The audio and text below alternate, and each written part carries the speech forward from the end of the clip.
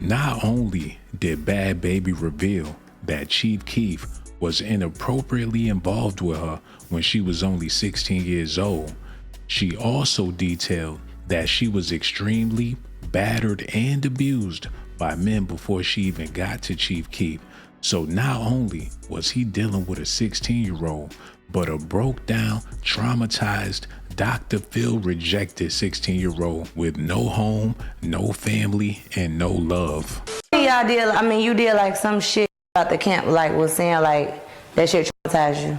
Yeah, it did. Somebody died when I was there. One of the kids killed one of the staff members when I was there. What did they make y'all do? Shovel horse, ride horses, clean horses, shepherd sheep, all type of shit.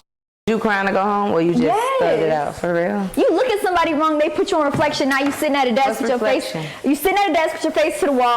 You can only eat peanut butter sandwiches and cold ramen while everybody else eating regular food. They don't care. They evil.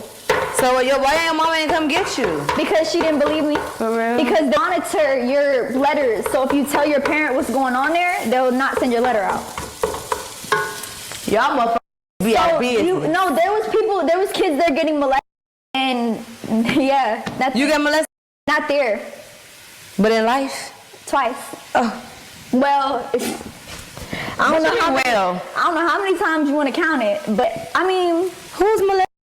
Well, I was molested by my mom's ex-boyfriend, Justin, from 3 to 6. And then I was molested by from 13 to 16.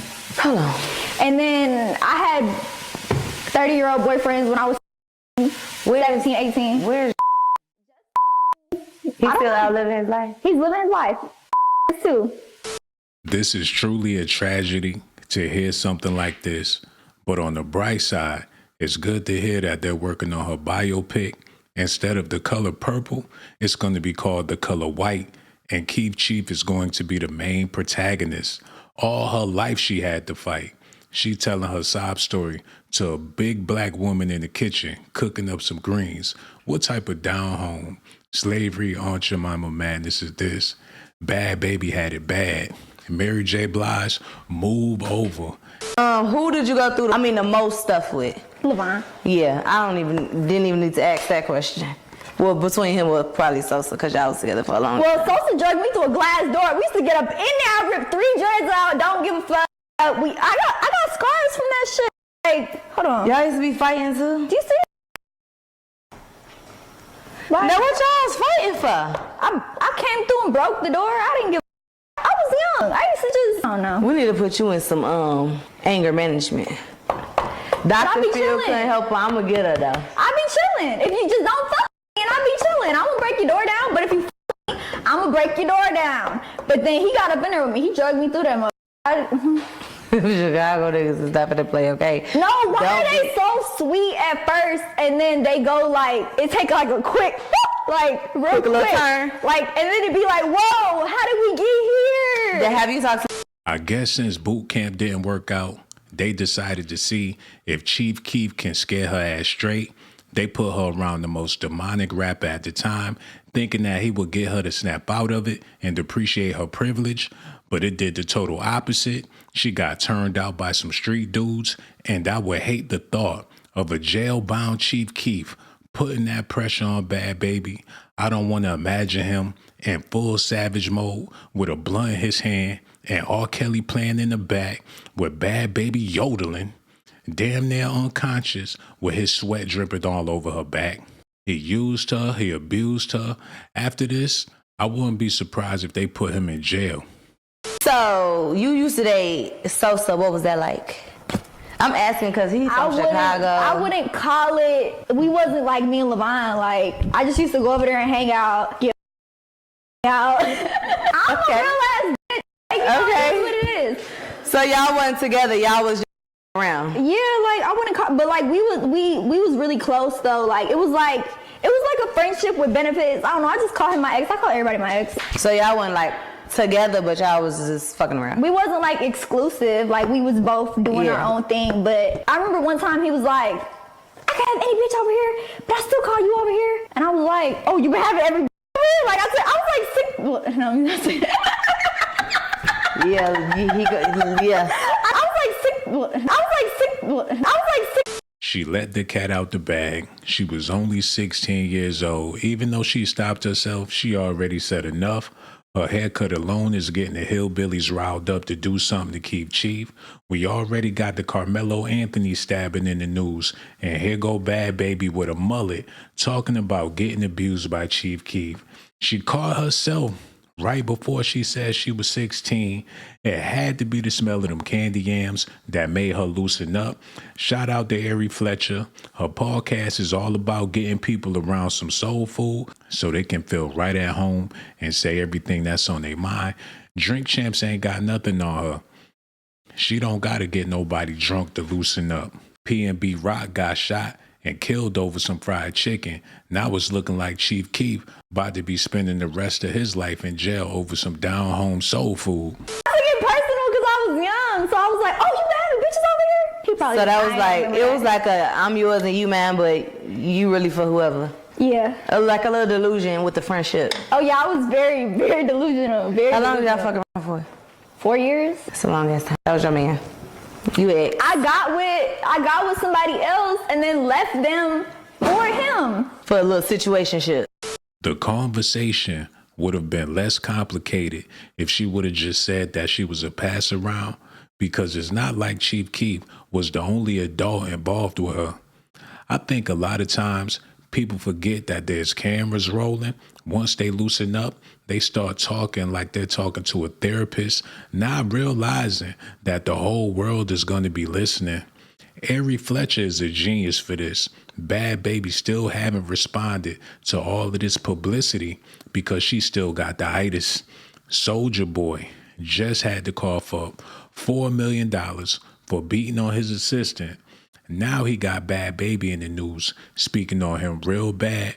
Back in the day, she made it hard for the brothers, but now she just making it hard for a brother. Dude, why did you diss Soulja Boy in the song? Because he said my pussy, and he said that I tried to suck his. I just talked about this with my best friend KJ. KJ was there with me when I was at Soulja Boy house. See if it's ready. KJ was there with me. It's ready? KJ was there with me when I was at Soulja Boy house.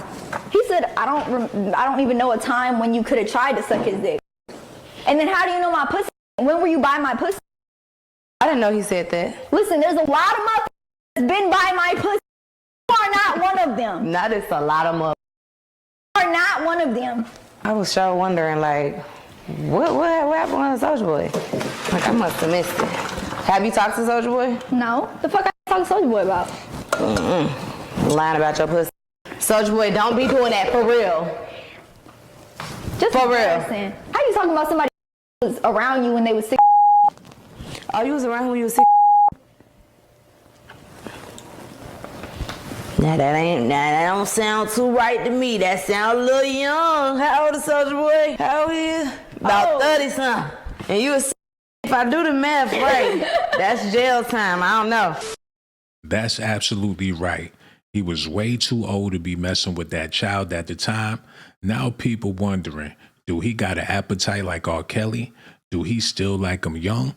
Is he into older women now? People don't know whether they should give him a pass for the past, because if he's still living like this, somebody need to put a stop to this madness. Something is up with Chicago. Ari Fletcher from Chicago, Chief Keef from Chicago, R. Kelly from Chicago, and a bunch of other people accused of the same thing are from the Chi. Somebody put out a Chief Keef response. I'm not sure if it's him or not, because I rarely listen to his music. I need y'all to listen to this and let me know if this is Chief Keef responding to these Bad Baby allegations. I didn't do this stuff. This is not me, y'all. I'm fighting for my life. Y'all killing me with this. I gave y'all 30 years of my career. Robert. 30 years of my career. Y'all trying to kill me. You killing me, man. This is not about music. I'm trying to have a relationship with my kids, and I can't do it. Y'all just don't want to believe the truth. You don't want to believe it. I don't know, y'all. It sounds like I heard that from somewhere before. Somebody lying. People be lying out here. But one of the biggest lies I've heard is that Bad Baby want to be black. Just because she tanned her skin and made her lips, her breast, and her butt bigger, that don't mean that she want to be black. Just because she exclusively date black men don't mean that she want to be black. And the real reason why I say that is because she made it perfectly clear that being black is the last thing that she want to be. Who wants to be black? I don't understand that. I really just can't comprehend it. Who wants to be black? Everything I do is black, blackity, black, black, black, black, black, black, black, black, black. I could put a blonde wig on and blue fucking contacts and wear my face white as the fucking English people used to wear. You know how they used to put the powder on their face? I could put the fucking powder on my face like George Washington. Y'all still gonna say I'm trying to fucking be black. Say what you want to say about her, but remember she's a victim, so be careful with your words. Chief Keef is a monster for violating this angel the way that he did. I admire her honesty. Maybe it was her little Annie Afro during the Ari Fletcher interview that got me feeling all this sympathy. And besides, she always told her side of the story, regardless of if she was right or wrong. One thing you could say about Bad Baby is that she's going to tell it like it is. When is Chief Keef going to tell his side of the story? Because this girl don't have no filters. People listen to her all across the world. They translating her interview in different languages so everybody know that Chief Keef was a dog that took advantage of her when she was only a child.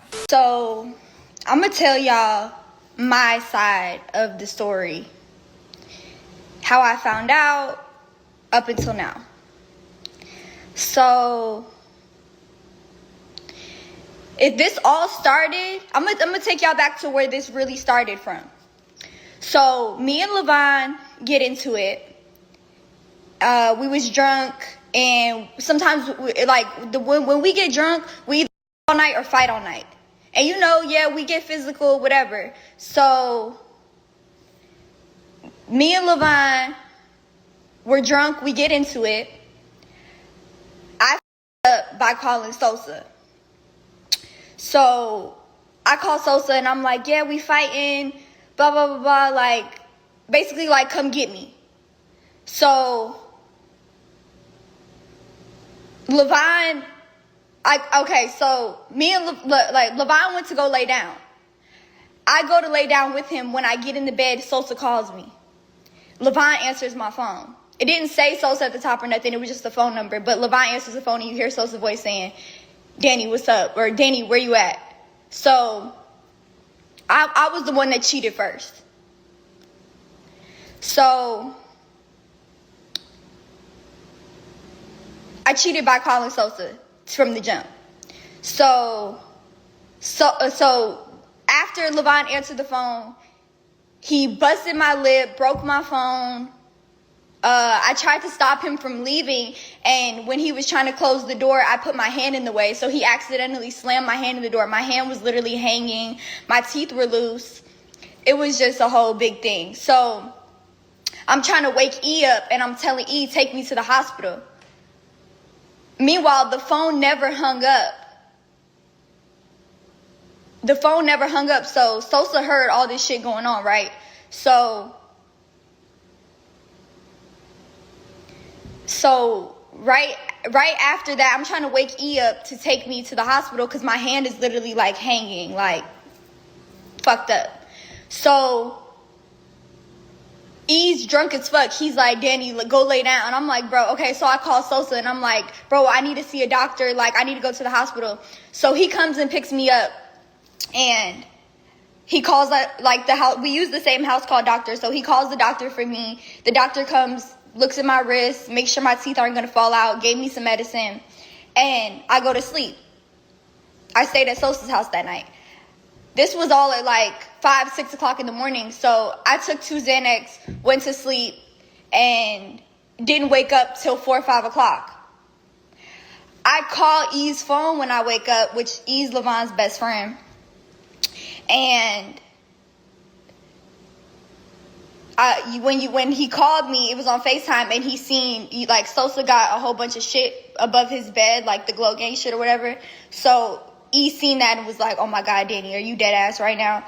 And I was just like, I fucked up bad. Like, when and then Sosa dropped me off back home a couple minutes later, And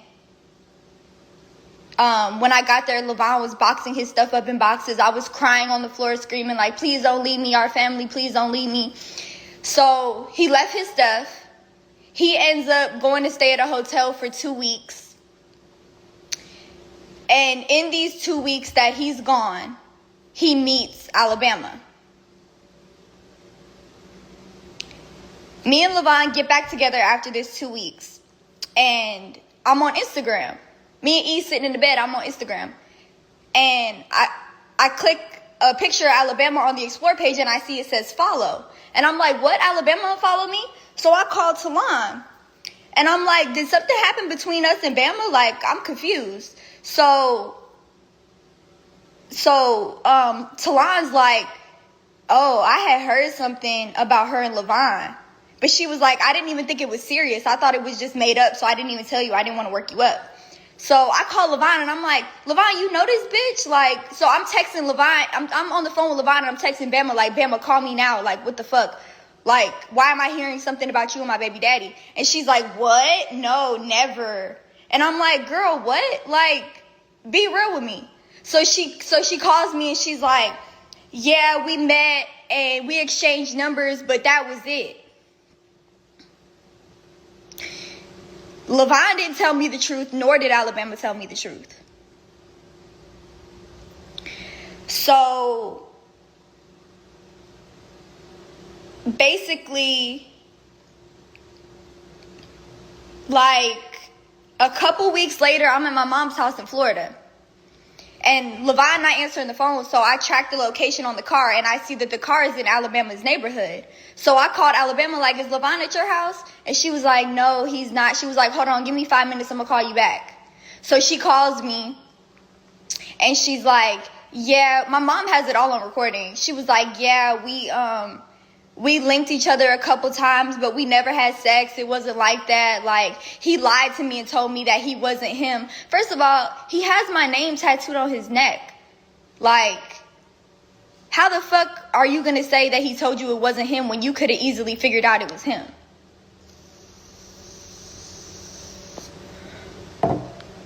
And then up until now, basically, she sent me, I posted something about her on my Finsta because it kind of ticked me off watching her live her life like she's not a fucking homewrecker. Like, she didn't cause me so many problems. I was a postpartum mom going through cancer, finding out that my boyfriend was cheating on me. My baby daddy was cheating on me. Like,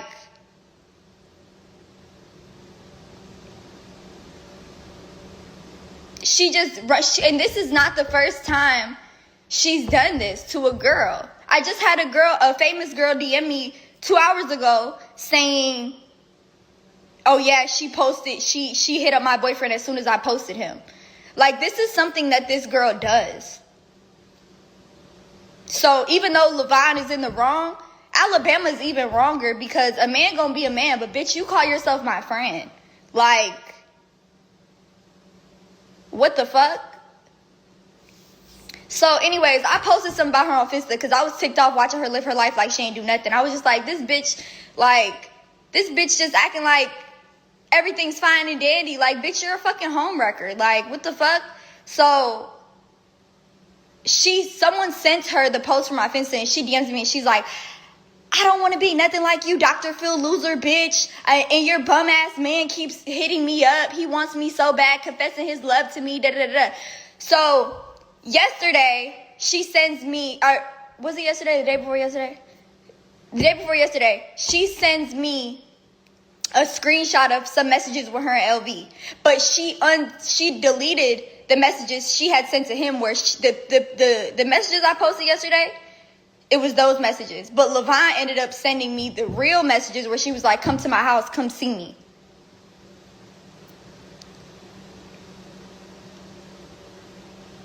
And Levon told me that they never even was in Vegas with each other. And the timestamp from when Levon met her up until now, he hasn't went to Vegas on his own. He hasn't done no shit like that. So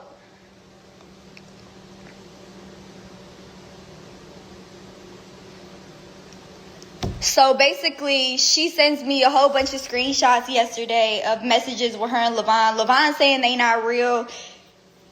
I feel like they're real because I know how my man type. And the stuff that's being said is just like beyond me, honestly. Like, the fact that the bond that me and Levon have, as close as we are, the fact that he could send another female messages like this is just, it's disturbing, it's vile. So, me and Levon have decided to break up. I feel like our relationship has ran its course. I would never beef with a bitch about a man, especially no bitch that look up to me. I'm not doing it. Like, bitch, I'm your OG. Please. Like, shit is just...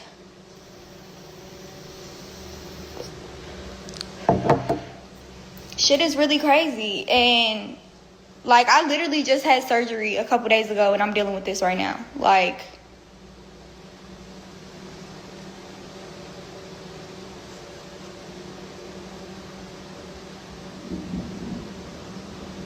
shit is really crazy, but Alabama is a liar to some extent. She is a manipulator to some extent, as well as Levon is. So, I just feel like our relationship has ran its course and there's nothing I could do at this point. This is beyond embarrassing. This is beyond disturbing, especially with everything that I'm going through. Like,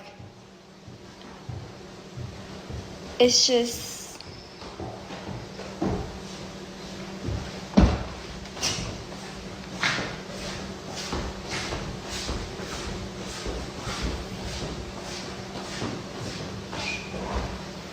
You got something you want to say?